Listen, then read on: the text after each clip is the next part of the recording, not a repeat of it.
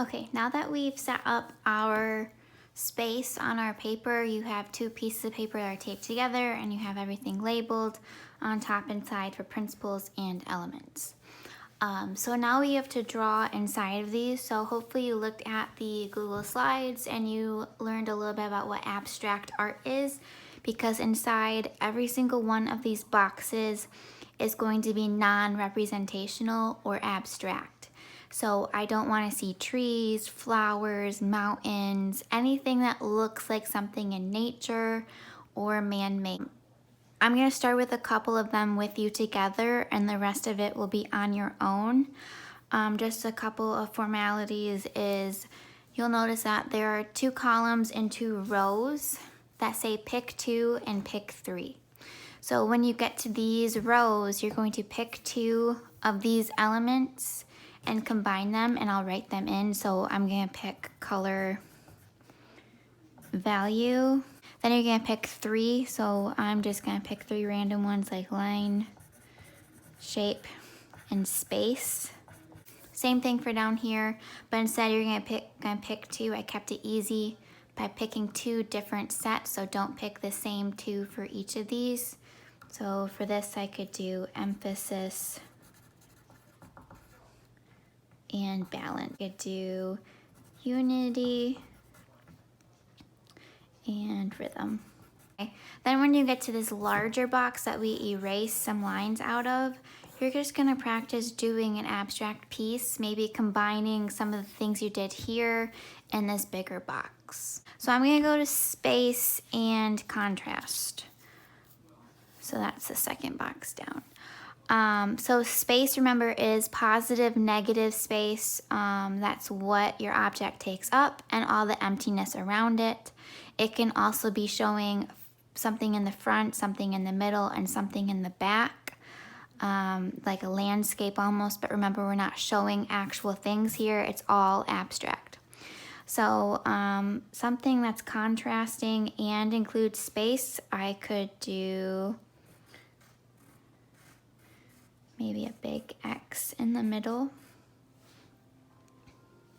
And then I could fill in the entire rest of the box.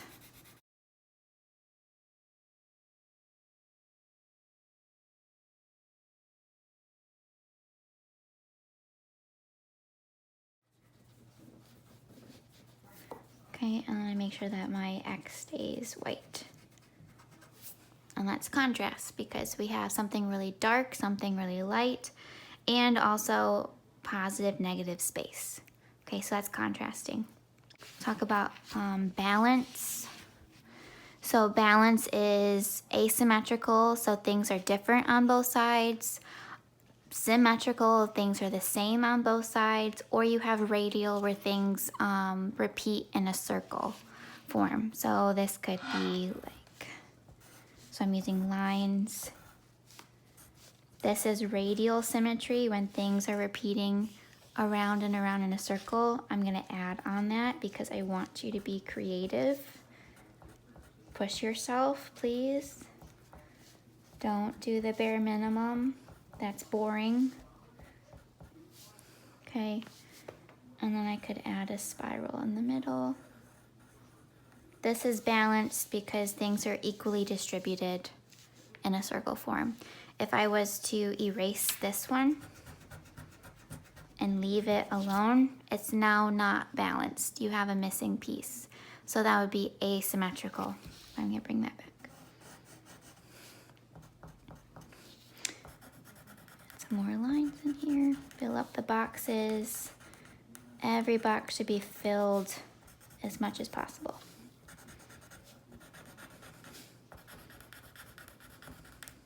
Okay, so that's lines and balance. Movement and value. So that's one right here. So movement is how the eye moves when I look at it. So like if I want you to look from here to there, somehow I have to move your eye from there to there using value. So I think of like ribbons. Ribbons have value. So if I were to do a wave of a ribbon,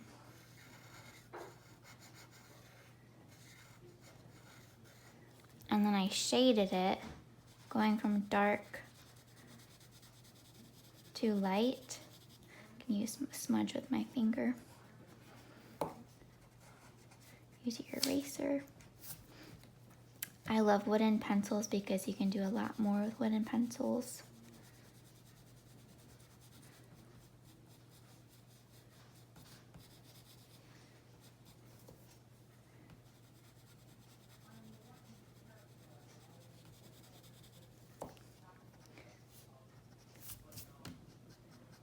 And I brush it with my eraser if I don't like how dark it is and go back and forth. We'll go over this way more in depth later.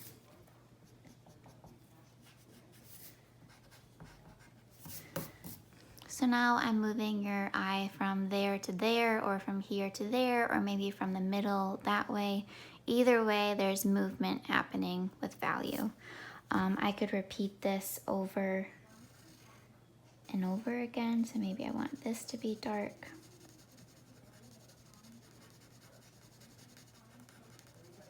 Value is all about the pressure of your hand, so I'm pushing really hard right now, and then I'm feathering and pressing lighter as I go to the right.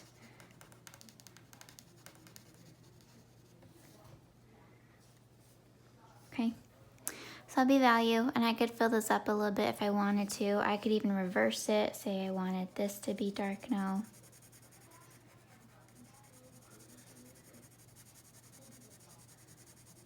And then I get lighter this way.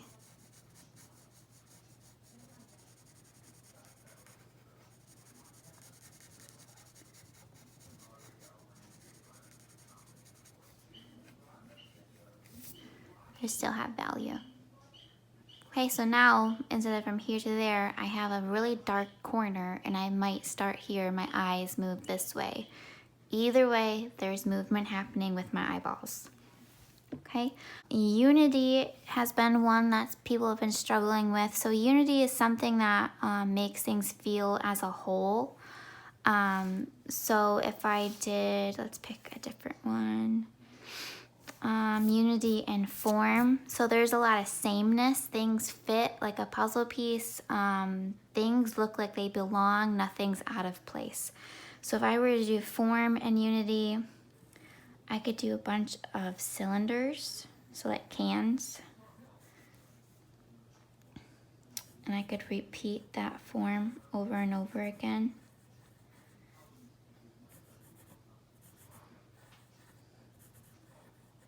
I could even do really small ones.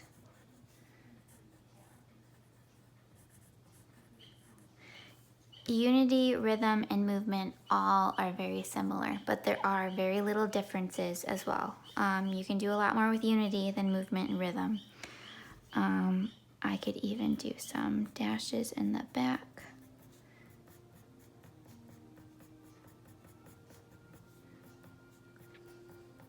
Now, if I were to do one thing in one spot, it would not have unity.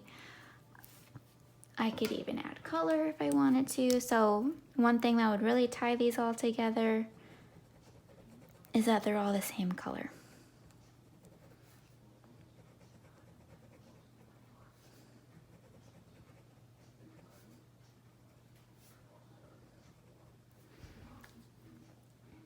He's in the background too. The more I go, the more I just can't stop. Let's move up to rhythm. See, let's one that maybe texture and rhythm be a hard one. So texture, rhythm is like a pattern. Something's repeated over and over again. So it's repetition, pattern. Things have a beat, a tone, a mood. So if I did grass, you could do fire, you could do spikes, little babies. This is not actually grass. I'm not trying to make it look like grass, but it is a texture. So I have a line. You can see a line going here with these little ones. Maybe I continue that, and that would definitely make rhythm if I had big grass, little grass, big grass, little grass. that would have rhythm. Something's repeated kind of in a pattern. Okay, you could do this in color if you wanted to. I'm just sticking with pencil for now. You could do variety and space. So how can we use this box with variety and positive, negative space, things in the front, things in the back, overlapping. So that could look something like this. So I'm gonna fill this in, so that would make it positive space by filling it in.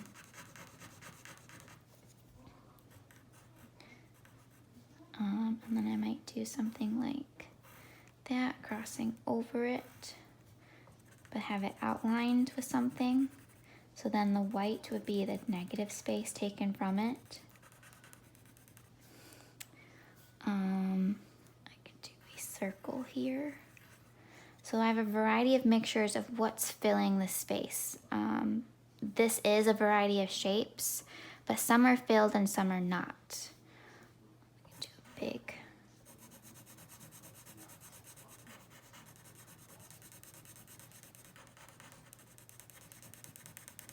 You can copy the ones I'm doing with you right now as I'm going. That would be amazing.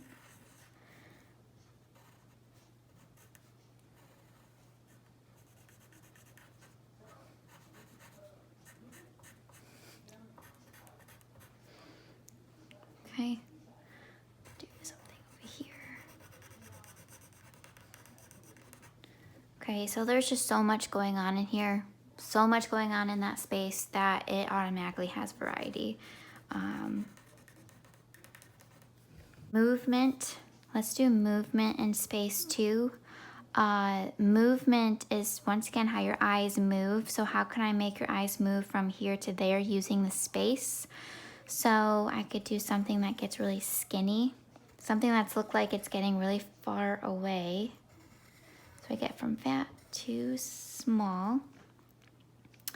And then maybe I add these little small circles, but they gradually get bigger as they get closer to me. And smaller as they go away. So it's almost like little teleport circles. So I could do that. And then maybe I also fill in this background. You would obviously fill this in way better than this. Take your time with it. I'm just kind of breezing through.